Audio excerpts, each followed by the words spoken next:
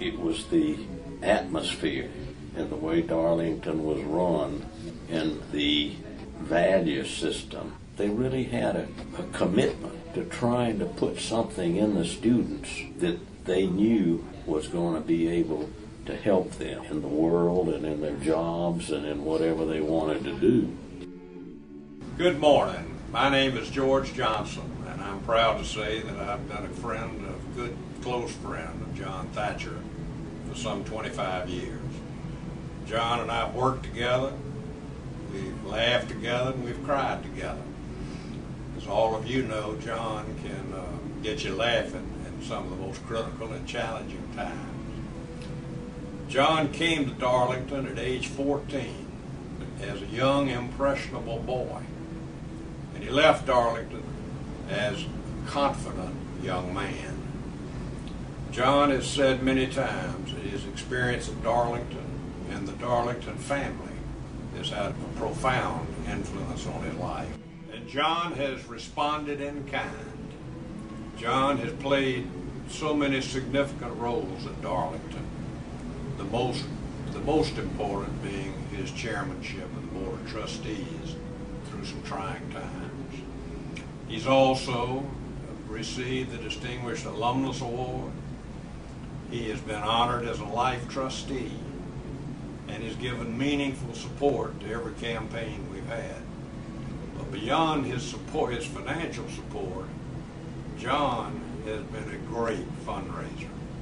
John once even took the president of Darlington all the way to Hobbs, New Mexico to meet an alumnus and ask for a gift. No place was too far for John.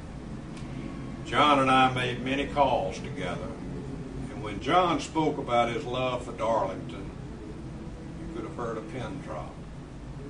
Everyone could feel the sincerity in his love for Darlington, even if they'd never met him before. More importantly, however, John has lived the Darlington mission. He demonstrated wisdom more than knowledge in the critical decisions that he made during his tenure as the chairman of the Board of Trustees. His life has been service beyond self in the way that he has responded to his community, his church, his schools. He's the most honest man I believe I've ever known. John credits the great men of the faculty of Darlington who imbued those ideals in him.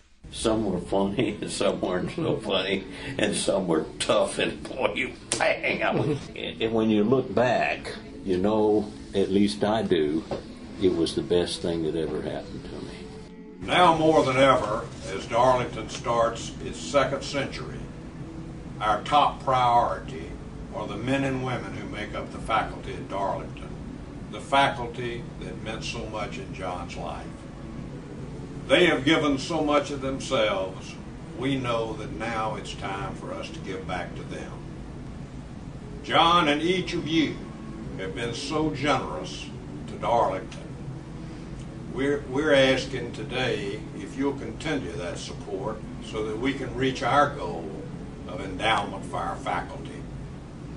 And I want to thank you on behalf of the faculty, the administration, the students, and the Board of Trustees for all you've done.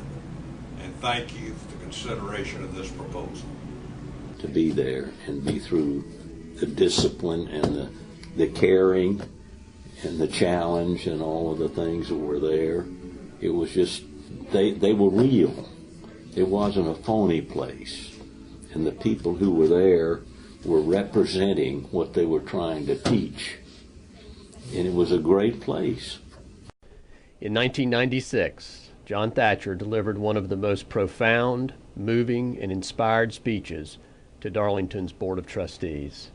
Please enjoy reliving this Darlington moment. Tonight, I think Darlington School is asking each one of us a question.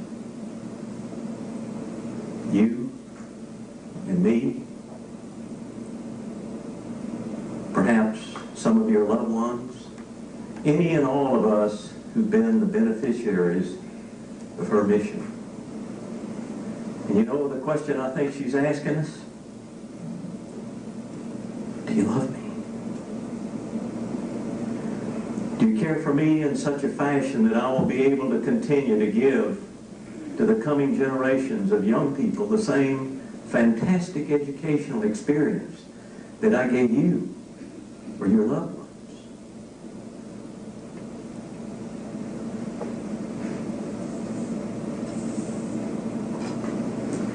She says, do you really, really love me?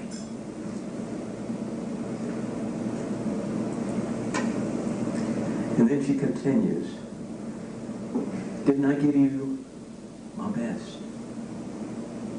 Didn't I give you a solid academic foundation that enabled you to go on to higher education and to excel? Didn't I give you an appreciation of literature and the arts and of music, which added another dimension to your life? Didn't I teach you self-discipline, which helped to mold your character? That character that helped you to have a successful life. Didn't I teach you responsibility so that as you move through your life, others could count on you and trust you in all manner of things? Didn't I teach you to compete fairly on my athletic fields so that you could compete fairly in a business or a profession or in some other arena of life, and so you could walk away with honor if you didn't come in first? Didn't I emphasize Christian values which became for you a rock upon which you could build a life of faith and service? And didn't you find that my teachers really cared about what you learned, but cared even more about what you became? Didn't you come to me as a young boy or a young girl and leave me as a young man or a young lady? And hadn't someone ahead of me, ahead of you, hadn't they provided for me some things that were needed in order for you to be able to have an education here? Some books and some trees and some buildings, some land, some athletic facilities that they had paid for? And hadn't they provided me with some financial resources that enable me to give you a tuition as reasonable as possible? Wasn't I here when you needed me? As you think about those questions, I'd like to tell you the story about a young boy I knew about.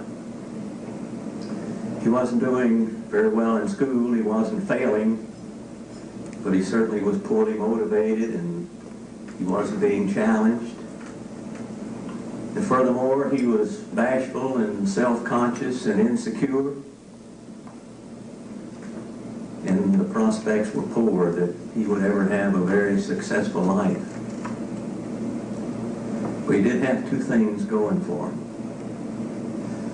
Two loving and concerned parents who heard about Darlington School and made sacrifices so they can send him here. And when he got to Darlington, he found a completely different atmosphere. He found all those things that we talked about a moment ago. Christian values, teachers who cared, challenging curriculum, an emphasis on duty and honor, discipline, and an emphasis on excellence, an emphasis on achievement, an emphasis on the things that make a positive life.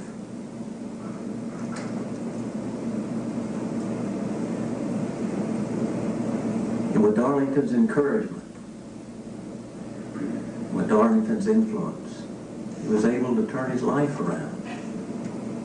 And he went on to graduate from Darlington with honor. And with the help that Darlington gave him, the foundation that Darlington gave him, and the head start that Darlington gave him, he was able to go on to college and to graduate from college. And then to have a business career more successful than he ever believed possible.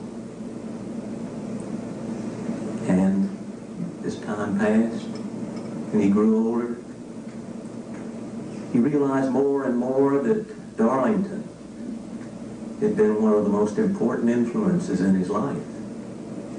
And the most important influence in turning his life around at the critical moment. And he felt he ought to grow closer to Darlington and to be more supportive of Darlington and to express his gratitude in Darlington in some way.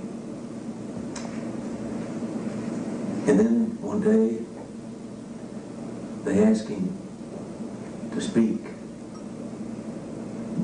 at a Darlington's president's dinner. And as apprehensive as he was, he couldn't say no. And that's why I'm up here tonight. Not because of anything special I've done, but because of something special Darlington did for me.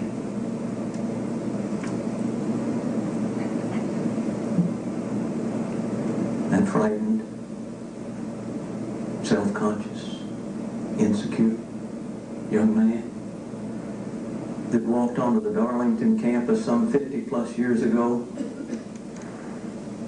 that was me.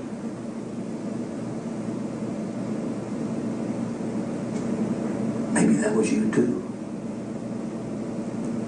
You or somebody close to you who, like me, now owes Darlington a debt we can never repay.